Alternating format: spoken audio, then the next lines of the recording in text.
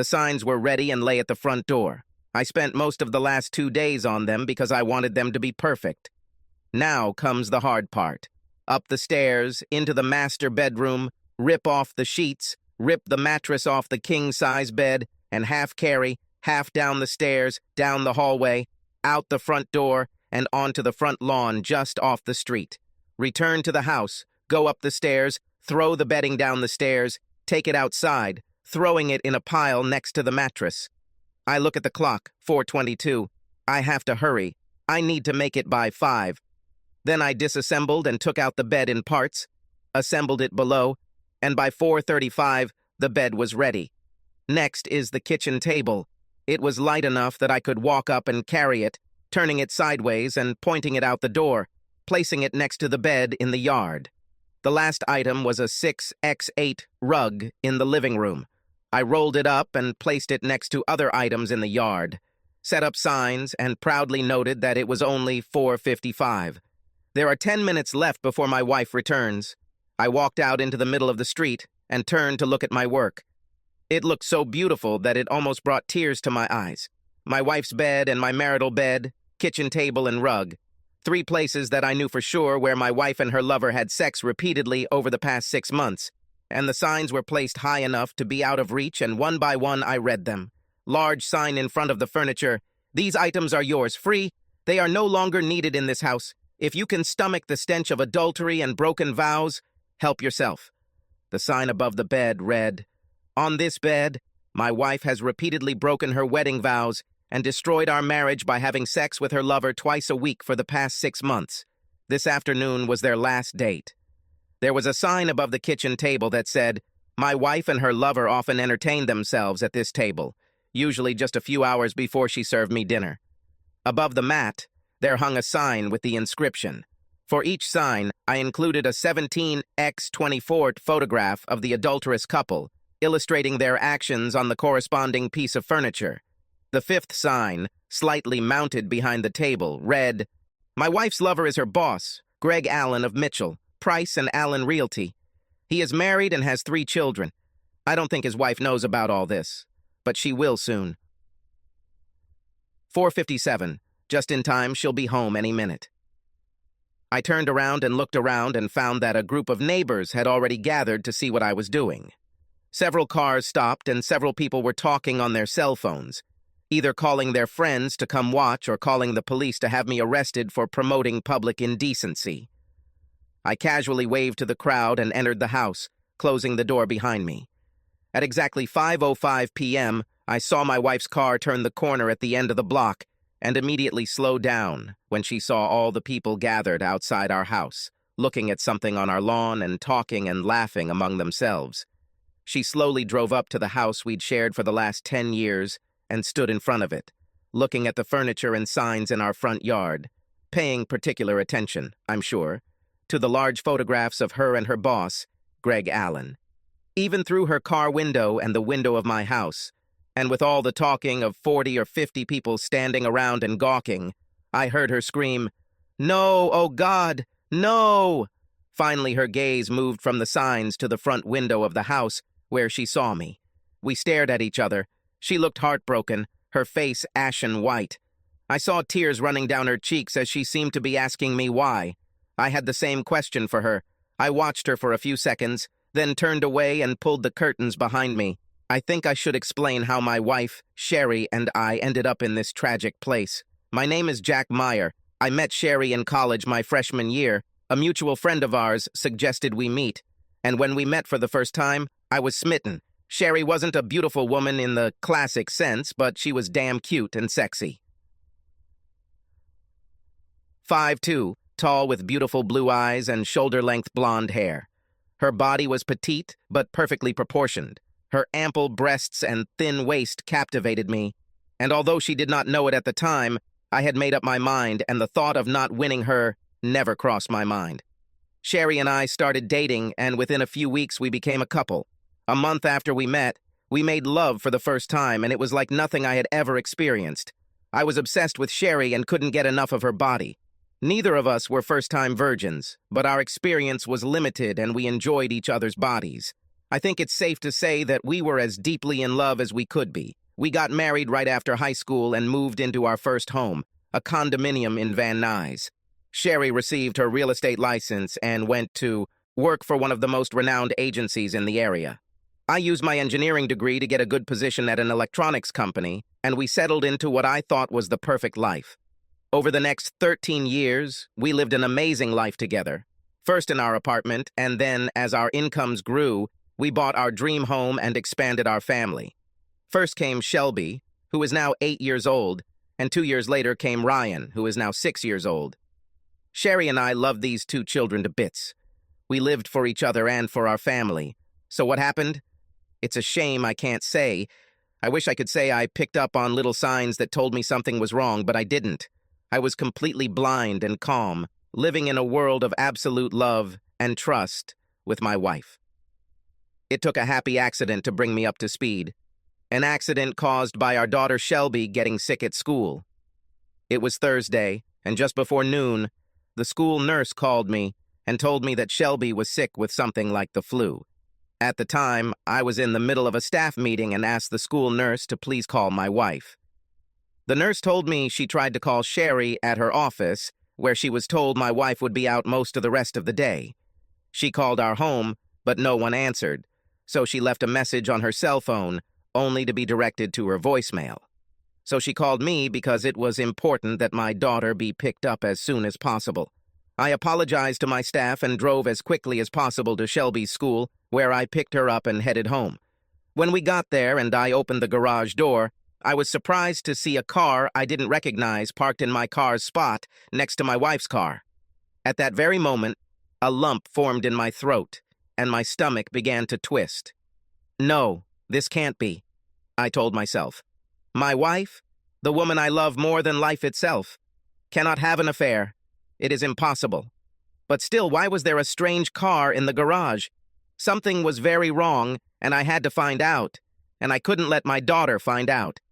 Stay in the car for a minute, Shelby. But why? I want to sleep, she whined. I know that, baby, but I think there's an exterminator at home spraying the house for bugs, and the spray will make you even sicker. I lied to her, the first lie I ever told my daughter. Let me check first, and then I'll come and pick you up. Shelby whined a little more, but lay back in the back seat to wait for me. I opened the door to the kitchen as quietly as I could, desperately hoping to find my wife and one of her friends drinking coffee and chatting at the kitchen table. But when I turned the corner, the kitchen was empty. I walked through the kitchen and into the living room, hoping to find her sitting on the couch talking, but there was no one there either. Then I heard her laugh, the joyful, girlish laugh that I knew so well. It came from above and my heart sank. The only rooms upstairs were the bedrooms. My knees were weak, but I forced myself forward. No matter how bad it was, I had to find out. I walked up the stairs quietly, the carpet softening the sound of my steps. The first bedroom belonged to my daughter. The door was open, and looking inside, I found the room empty, the bed made. The second door led to my son's room, and the door was closed. I started to open it, and then I heard my wife's laughter again, coming from the far end of the hallway, from the master bedroom. With my heart stuck in my throat, I crept to the edge of the door and listened. At first I heard nothing. Then I heard the sound of a bed rocking gently against the wall, and then my wife's voice. Oh God, Greg, so good. Oh yeah, baby, be my man. Then a man's voice. It's nice, isn't it, Sherry? Yes, Greg, you know it's good. The best thing ever, I've told you that 1,000 times. Even your worthless husband, Jack. He was breathing heavily. Please don't call Jack a weakling, Greg. He's not. He just can't make me feel the way you do. He loves me very much and tries very hard, but every time he makes love to me, all I can think about is that you are inside me, filling me, completing me, like no other. My body turned to ice. My loving wife could not bear the way I made love to her. I had to see for myself, but at the same time, I didn't want them to see me. I realized that my marriage was over, but I still needed visual proof of her affair. With my heart completely broken, I slowly opened the door just an inch, just so I could look inside, and what I saw killed every ounce of love I had ever felt for my loving wife. I recognized the man next to her as her boss, Greg Allen.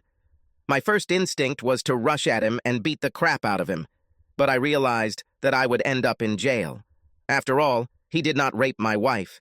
She gave herself to him willingly and enthusiastically. Somehow I made it to the car, lowered the garage door, and started the engine, pulling out of the driveway. "Dad, where are we going?" "I feel bad. I want to go to bed." "I know, Shelby, but I was right. What happens in the house will make you even sicker than it already is. I've only been inside for a few minutes and I'm not feeling well. Not to tell her the truth, but not to lie either. I'll take you to Grandma's for a few hours until the stench goes away."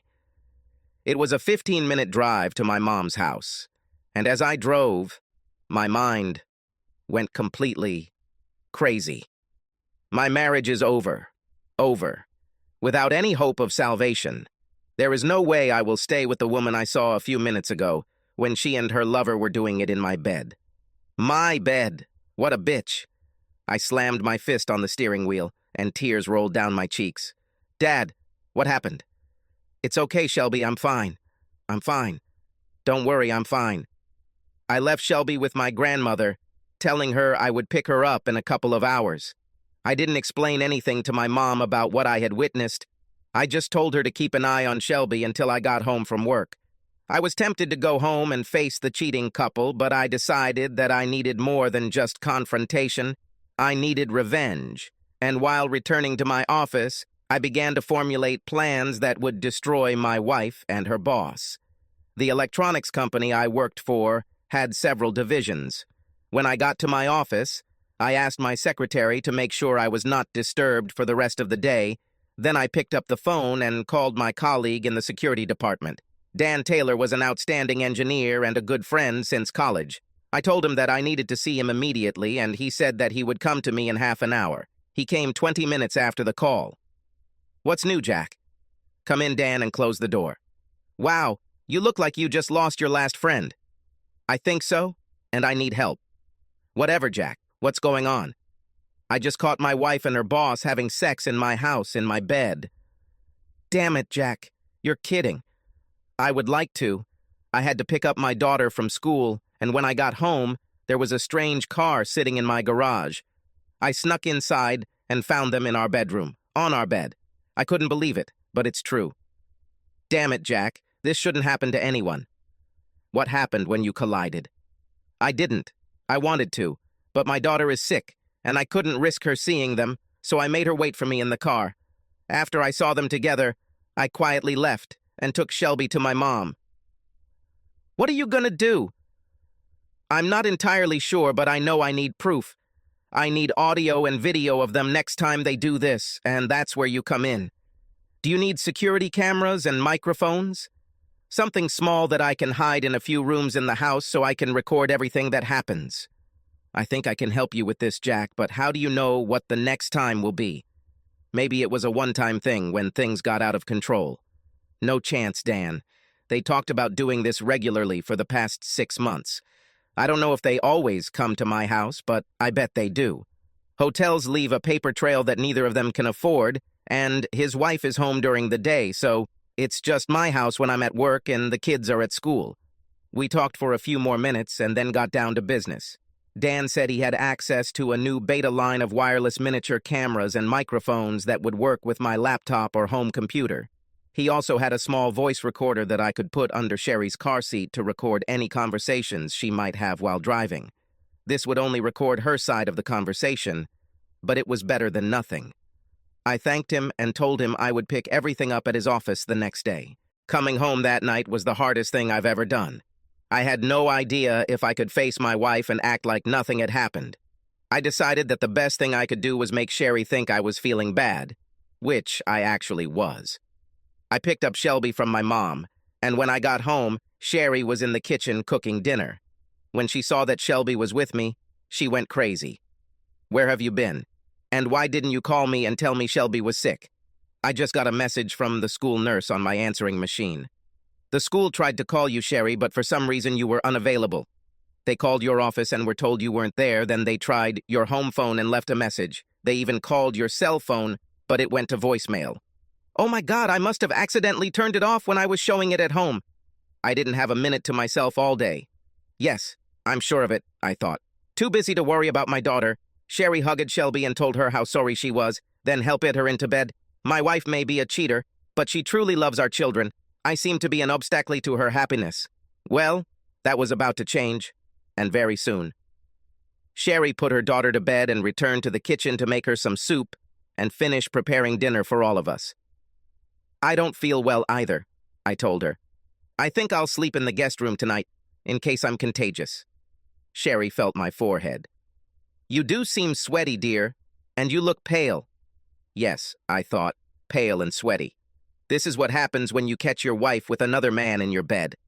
I didn't answer her. I just turned and walked up the stairs. I went to the master bedroom first.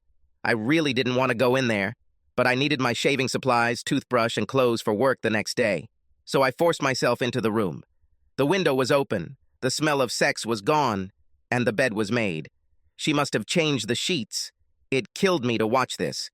Anger rose up in me like a wave, but I suppressed it. I had to remain calm until I could bring down the fires of hell on their heads. And I will do it. Of course I will. I gathered my things and went into the guest bedroom, closing the door behind me. I stripped down to my underwear and climbed into bed. My body felt like wood. I wanted to cry, but I forced myself to hold back. I had a mission to accomplish, and I couldn't let my emotions get in the way. For several hours, I lay in the dark, sleep eluding me. My wife came into the room after feeding the children and putting them to bed. I pretended to be asleep. She touched my forehead with her palm and left the room, closing the door behind her. Sherry always took the kids to school, so I got up early, showered, and left the house before she got up. Honestly, I didn't care what she thought at that moment. I just wanted to leave.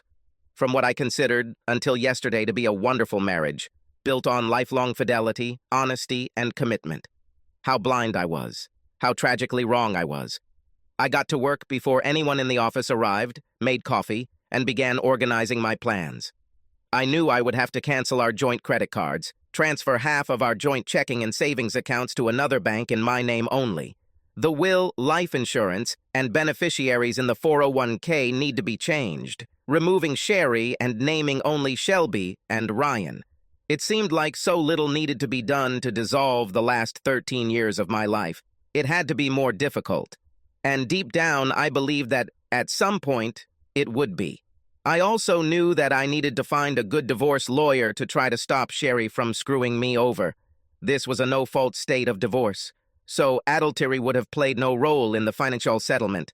However, it could help me keep my children. Sherry proved how unimportant I was in her life, but she was a good mom, and I didn't want to keep her away from the kids. I just wanted joint custody, so I could remain an important part of their lives too. I tried my best not to think about our love life, and how humiliating it was to hear my wife tell her lover how superior he was to me in every way. I knew that if I let myself dwell on this right now, I would start to doubt myself, and I couldn't let that happen just yet.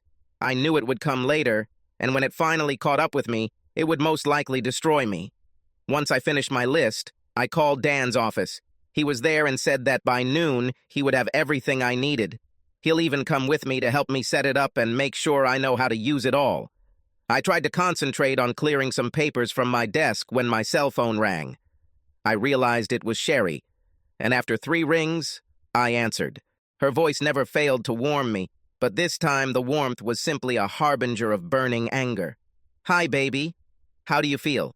she asked in the most gentle voice. "My stomach hurts a little. I'm worried about you, dear. You left this morning before I had a chance to check on you." "Yes, I have a lot of things to take care of, and not much time, so I came early.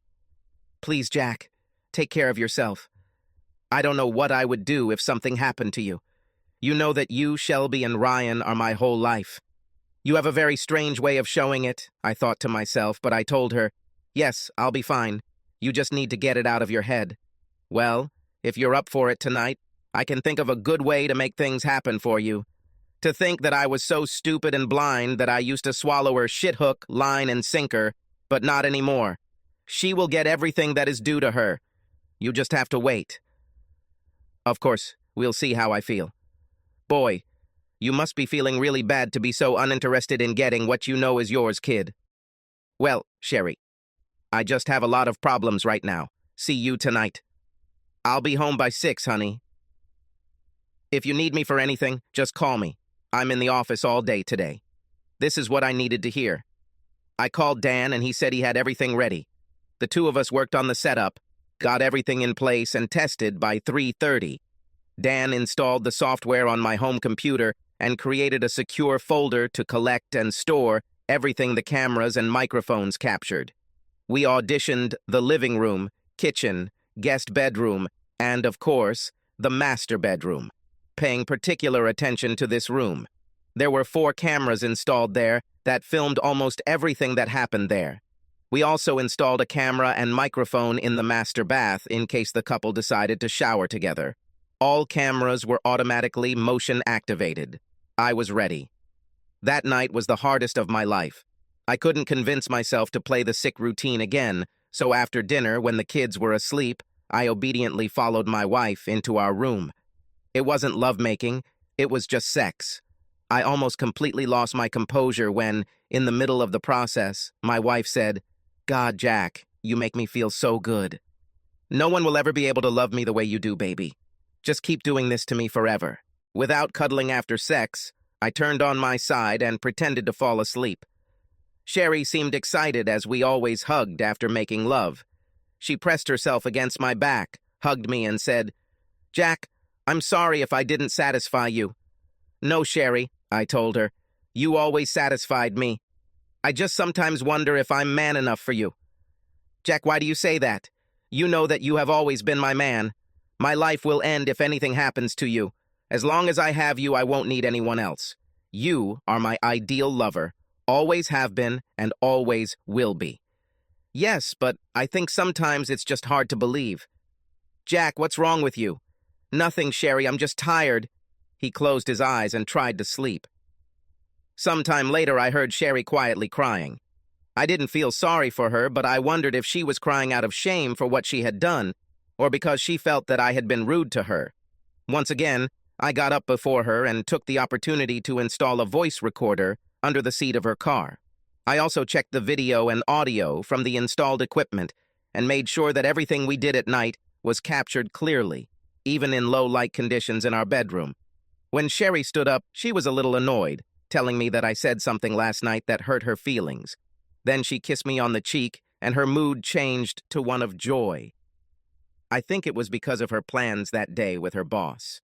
I poured her a cup of coffee and told her I would be locked in my office all day. She told me she would spend the day showing a few houses and was pretty sure she would have a big sale but would be able to pick up Shelby and Ryan after school. I kissed her on the cheek and headed for the garage door, but Sherry said, "Jack, you forgot to tell me that you love me, honey. You know how important it is for me to hear you tell me this every morning before we start our days." "Sorry, Sherry. I've already decided that you should know how I feel about you. I just have a lot on my mind." "Okay, I forgive you this time, but a girl needs to hear her man tell her he loves her. Do not forget about it." "I promise I won't." And I left. Yes, I will tell some girl how much I love her if and when I ever find another girl that I can trust enough to fall in love with. The information Sherry gave me about how busy she would be all day led me to believe that she would probably be spending some time with the true love of her life. I hoped that was the case. I was tired of playing games. I wanted this whole disaster to end. I spent the morning actually doing some work in my office, but keeping an eye on the clock. Finally, at noon, I told my secretary that I would be gone for a few hours and put my plan into motion. I checked out the company van and parked across the street from my house, where I waited to see what would happen. Around 1 o'clock in the afternoon, I saw Sherry's car pull up to the house. She opened the garage door and parked in her usual spot. When she got out of the car and walked into the house without opening the garage door, I figured she was either going to drive away again or was waiting for someone. 10 minutes later, the same car. I had seen the day I found them together pull it up into our driveway and pull it into the garage, taking my place just as he had taken my place in my wife's bed. I saw him get out of the car and the garage door closed. I had to give them credit for having the courage to meet so openly in my home, in my bed. It just proved to me that they both believed they would never get caught. Either that, or they both came to the conclusion that they didn't care whether they got caught or not.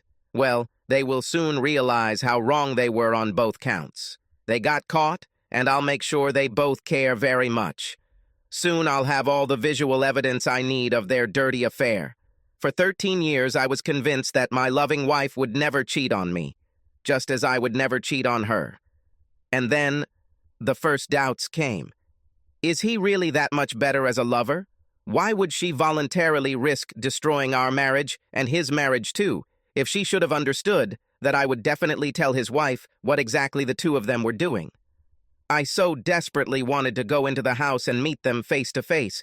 But why? What would it do? I would have caught them in the act. But hell, I already did it once without them knowing it. Would I feel better beating the crap out of her lover and going to jail for it? Honestly, none of them were worth it. My only concern was how this horror would affect my children, and his children too, since I was ready to destroy him the same way he destroyed me. By 2:30, they must have finished because the garage door opened and her lover reversed his car and drove away. 15 minutes later, my wife did the same, closing the garage door behind her. I didn't want to waste time going through all the camera footage. I just wanted to make sure the evidence I needed was safely stored on my hard drive. After 10 minutes, I had seen enough. It wasn't a complete repeat of the last time they were together, but it was graphic as hell. They started on the kitchen table, at the place where I ate. They laughed at how many times they had already done this, wondering if I would ever realize that I was eating in the same place where he had slept with her so many times. After that, they moved into our bedroom, but not before her asshole lover suggested doing it in my daughter's room just for a change of scenery. My wife had a fit about this when she said to him, "In no case. It's bad enough that I let you rub it in my husband's face, but the kids' rooms will always be out of reach." At least she seemed to have a few restrictions, just not for me. In the bedroom, they took off their clothes and spent the next 40 minutes. I noticed that neither of them ever said they loved each other, but my wife kept telling her boss that he was the best lover she had ever had. As a final act, they moved to the fireplace rug in the living room. While he got dressed and left, she took a quick shower before leaving herself. I thought it was strange that she didn't take the time to change the sheets, but figured she'd do it when she got the kids home at 3:30. This left her enough time to clean and air the room, since I rarely returned home before 6. Knowing that the evidence I needed was safely hidden on my hard drive, I turned off the system and left the house, not even bothering to check the mess that was still present in my marriage bed. I had seen enough, and although my heart was hardened against my wife, I felt empty inside, pain, which soon gave way to burning anger and hatred. I think I actually smiled, knowing what the hell I was about to unleash on their lying heads. I went back to work and told Dan everything I had seen and heard. Like me, he couldn't understand how a supposedly loving wife like Sherry could do all this. Not only did she break our sacred vows to each other, but she went out of her way to heap as much humiliation on me as possible, all the while letting him know that he was a better lover, a bigger man, the only person who could complete her. Every time I mentioned it during our 13 years of marriage, she angrily told me it was too disgusting to even think about. All these thoughts plunged my soul into a deep abyss of pain and despair, from which I knew I had to climb out in order to complete my task of destroying them both. I needed to find a good divorce lawyer, and Dan suggested that I contact the law firm the company used to see if they could suggest anyone. I spoke with one of the corporate lawyers I knew at the firm, and he gave me 3 names of divorce attorneys who he knew had successfully defended a husband's rights. The first one I called was getting ready to retire and wasn't taking any new clients, but the second one said he would make time for me the next day at 3 p.m. After that, I decided to take care of canceling credit cards, changing beneficiaries, and moving money. When I got home that evening, Sherry was in the kitchen preparing dinner while the kids were doing homework in their rooms. She was wearing a yellow sundress and she looked very beautiful, and for a minute I thought my heart would break again. She smiled and seemed so happy. I assumed it was her usual afternoon good mood. "Hey, baby, how's my man doing? I hope you had as good a day as I did." She told me this, causing my eyebrows to rise in surprise. My day was interesting. Not really that good, but I did discover some interesting things I didn't know about. What was so good about you? I knew perfectly well why she was in such a good mood. I'm sure spending time with the world's greatest lover makes your day. I made a sale, she said. The first one this week, but I think there may be another one on Thursday when I show a few more houses. It must have been your lucky day, I told her without much enthusiasm. Anything else special today? Meeting interesting or special people? She looked at me strangely. No, honey. Just a regular job to get through my day so I can go home and be with my family. You know where my heart is. While I was changing, I noticed that the sheets had been changed and the room had been aired. There was water on the shower floor, and I told her about it when I got back to the kitchen. Did you take a shower this afternoon? She literally jumped at my words and turned to me with a guilty expression on her face. No, of course it's stupid. Why would I do this? I don't know, but there is water on the shower floor and it never stays there for more than a few hours. Oh, the drain is probably clogged again. Yeah, maybe, but I cleaned it out a couple of weeks ago. Maybe someone is sneaking into our house to meet their lover, and they are taking a shower after sex, I said. This time she froze in place for a few seconds. She didn't turn to face me. She just continued to face the counter with her head down and then continued to part the lettuce leaves for the salad. My Jack, you definitely have a vivid imagination if you came up with something like that. Yes, is it so imagination, or is it extrasensory perception? Sometimes I feel like I can read people's minds. Well, if you could read my mind, you would see how much I love you. And she tried to laugh, but it sounded forced. I'll be in my office. Let me know when dinner is ready. She turned slightly and looked at me.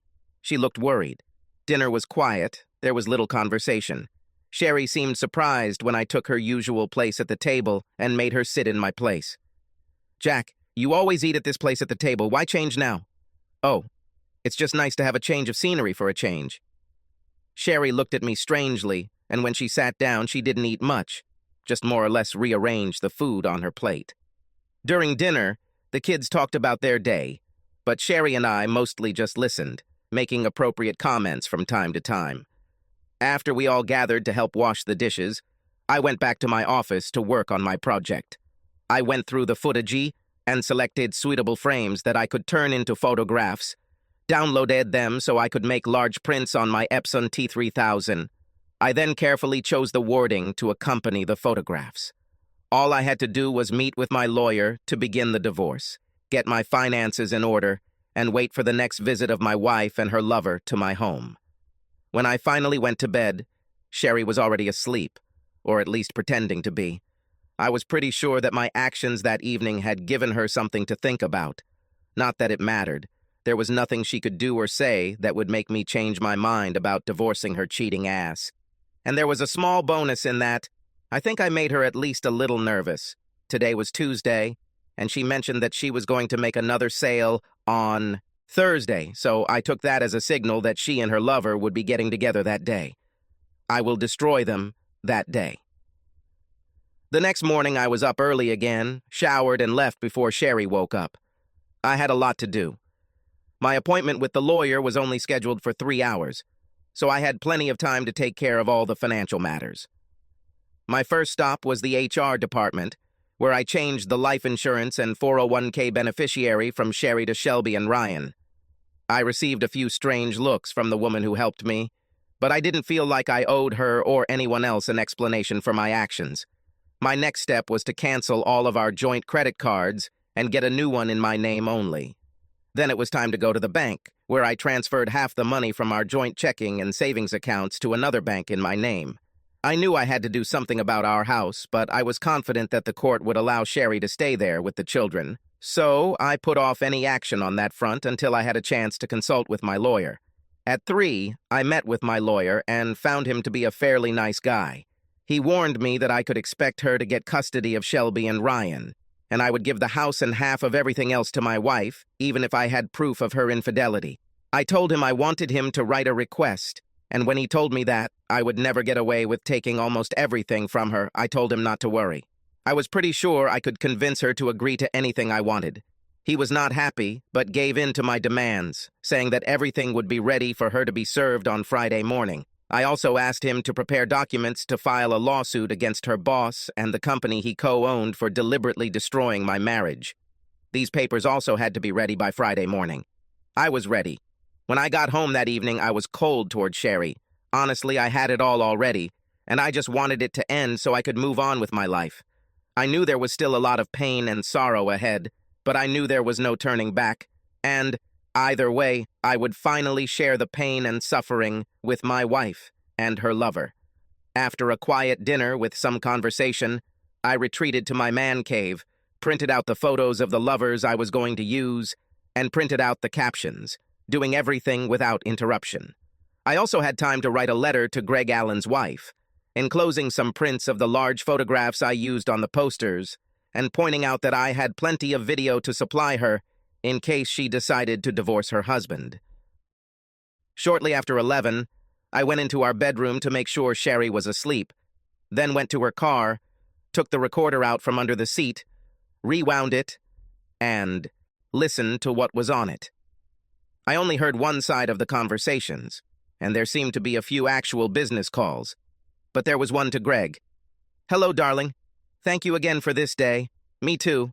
I always miss you after we were together. Yes. Oh, God. Would a whole week together be heaven? Yes. Maybe we can soon.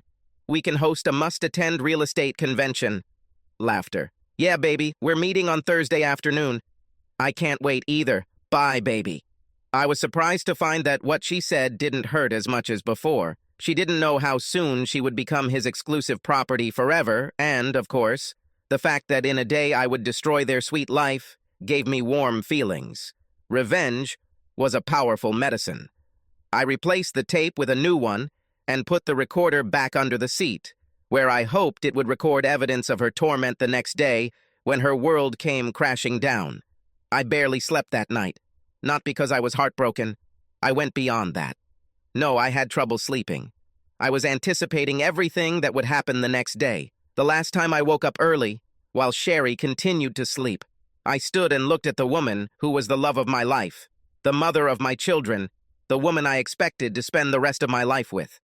I felt tears welling up in my eyes as I realized I had slept with her for the last time. Never again will I make love to her. Never again will we hug or talk about our future. We had no future. And as I turned and walked away, I wondered if she knew the price she would have to pay for turning her back on me. She may not have known, but she would soon find out. I showered and left the house, had breakfast at the diner, and then stopped by work briefly to tell my secretary that I would be gone all day. I called Dan and told him what was about to happen. He wished me luck, told me to be careful, and let him know how it went. I quickly stopped by my attorney to make sure everything was ready for my wife and Greg Allen to be served the next day. After that, I called my wife to tell her that I would pick up the kids from school. My mom wanted to have them for the long weekend, so I'll stop by the house around 3:45 to pick up some clothes and take everything straight to Mom. My wife thought it was wonderful, and in her sexiest voice told me that on Saturday we would have time to spend the day in bed. Of course, I told her and hung up. I got to the point where I just couldn't listen to her bullshit. I was in no hurry to return home. By 12:30, I was parked around the corner, waiting for the rally to begin. My car was mostly hidden from view, but I could see any car that pulled into my driveway. I didn't need to see the garage door go up and down. My wife and lover were predictable, to say the least, and I was aware of their routine. At 12:50 p.m., I saw Sherry's car pull into the driveway, followed 5 minutes later by Greg Allen's car. I should have felt pain knowing that my wife and her boss had sex in my marital bed while I sat around the corner waiting for them to finish, but it stopped hurting me. I couldn't believe how calm I was as I imagined all the things I knew they did together. It was almost like a memory of a cheap movie with little plot but an amazing ending. At 10 minutes to 3, I saw asshole Allen's car pull out of the driveway and drive away. 10 minutes later, Sherry followed him. As soon as they left, I drove into the garage and closed the door. I had work to do and not much time to finish it. I went to my office and checked the recording of the afternoon session. It was all there. But this time there was a difference. This time I didn't care. Once I was sure the footage was safely downloaded to my hard drive, I spent the next 10 minutes carrying all my pornographic photo signs I had made up the stairs, placing them by the front door, where they would be handy. Then I packed a toothbrush and some clothes for Shelby and Ryan and put them in my car. My only regret was how much pain I was going to cause to the two children I loved more than anything in the world. I was consoled by the fact that I did not cause them the pain that they would soon feel when they realized that their mother and father were no longer together. No, all responsibility lay firmly on the head of their mother. It was she who decided to start a long affair and completely destroy her family. I drove to school at 3:15 and picked them up as the final bell rang. I told them they were going to spend the weekend with Grandma, and since she always spoiled them terribly, they were delighted. 45 minutes later, I dropped them off and returned home, where I put my plan into action.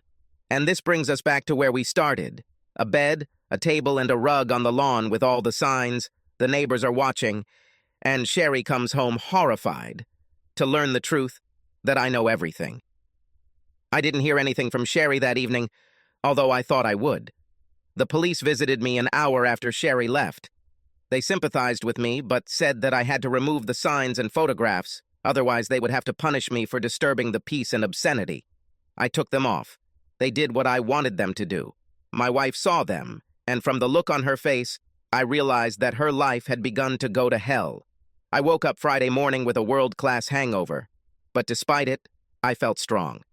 Yes, I was sad and lonely, but I knew that I had the strength to bury my anger and hatred long enough to take revenge on my unfaithful wife and her idiotic lover. Around noon, I pulled back the curtains on the window and saw that the carpet, kitchen table, and bed were gone. All that was left was the mattress and the sex-stained sheets. I'll drag them away or burn them later, I thought. The rest of the morning passed without incident, but by 3 o'clock in the afternoon, all hell broke loose. I was confident that Greg Adams's wife had received the letter and photographs that morning, and my lawyer called me to let me know that both Sherry and Greg Adams and his associates had been served at work. He said he was there when they were served, and Sherry screamed and fell to the floor sobbing, while Greg Adams completely ignored her as he stomped around the office calling me a bastard, threatening to kill me. However, his partners locked themselves behind closed doors for 15 minutes before returning to hand Sherry her final check and tell her that her services were no longer required. They also presented Greg with a check for his share of the partnership. When he told them he had no intention of selling to them, they quoted to him the section of their corporate charter dealing with morality and sexual fraternization with employees. The charter clearly gave them the mandate and right to sever all relations with him and his mistress. At the same time, the receptionist at the front desk told him that his wife was calling on the phone and demanding to speak with him. She received the letter and photographs and wanted to tell him not to worry about returning home and let him know that she would file for divorce the next day.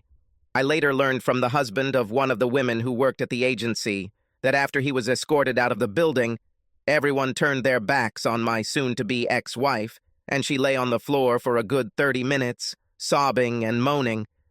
At one point, she apparently pulled herself together enough to leave the building, but no one was sure where she went. The next day, Sherry finally called me. Her voice sounded terrible. She wanted to know where the children were, and did they know? I told her that they were safe with my mother, that they did not know and would not hear any dirty details from me. She thanked me for that, and then asked if she could come in and pick up some of her things, and of course I told her she could.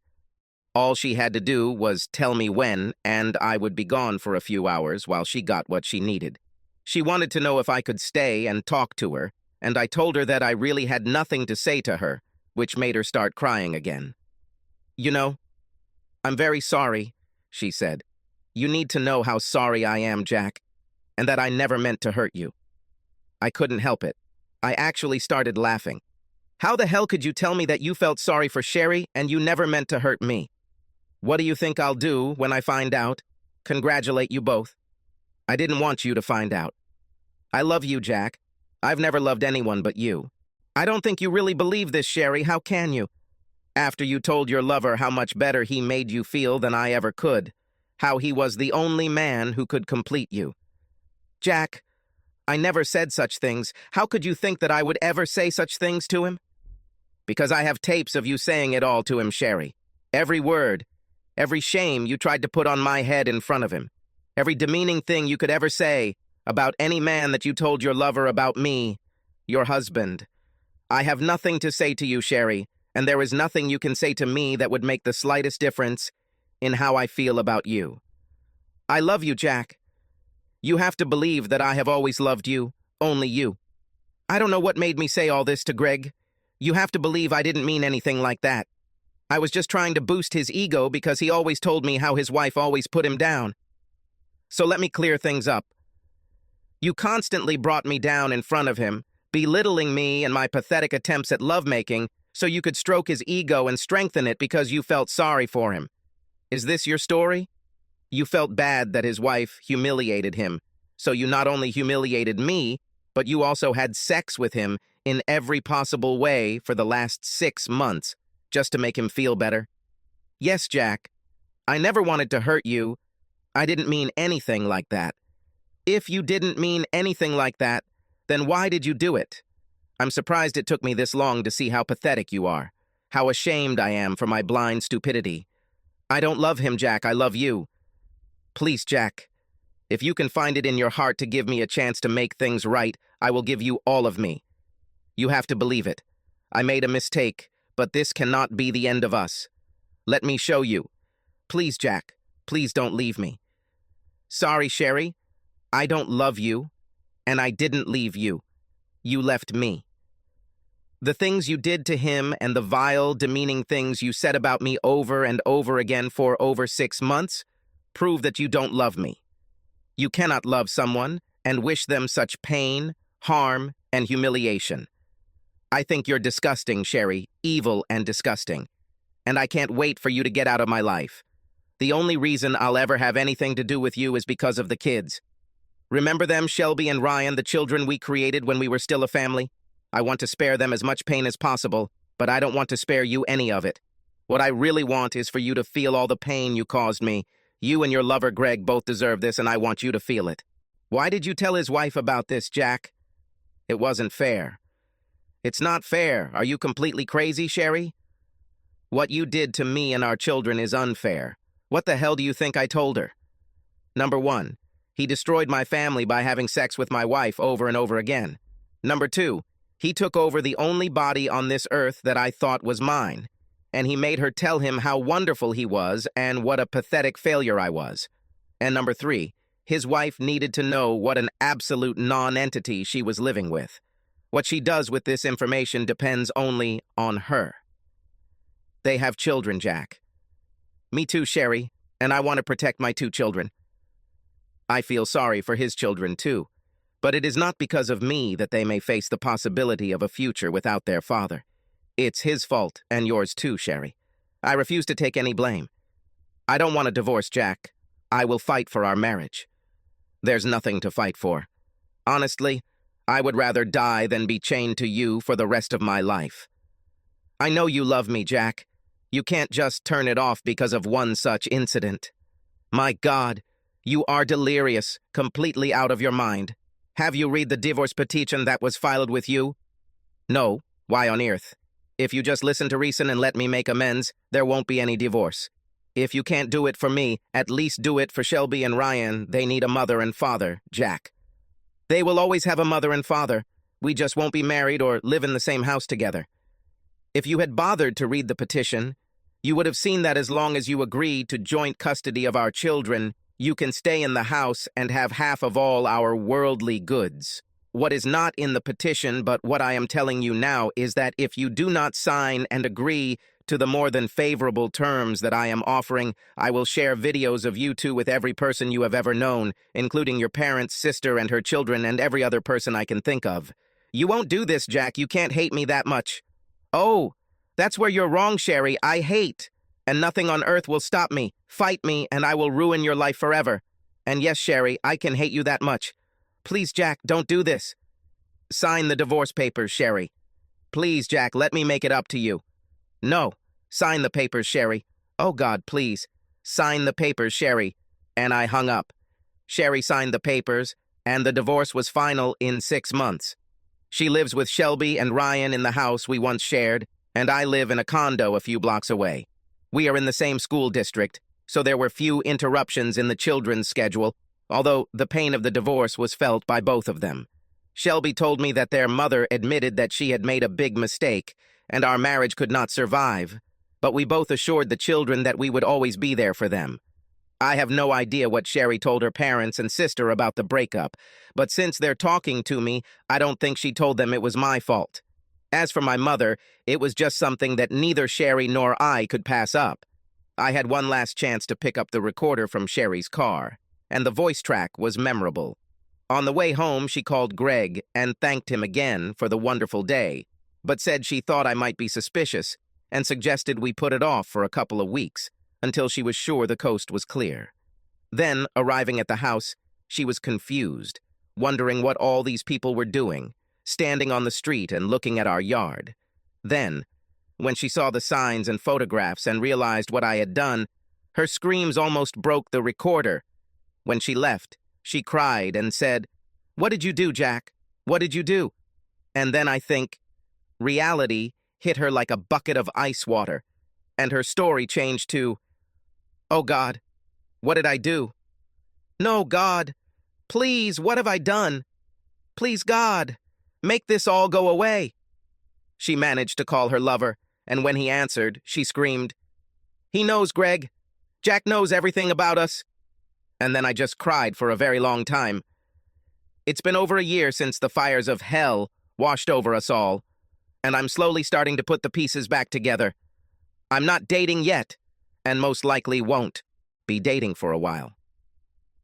The thought of repeating what I just experienced makes me very wary of another serious relationship.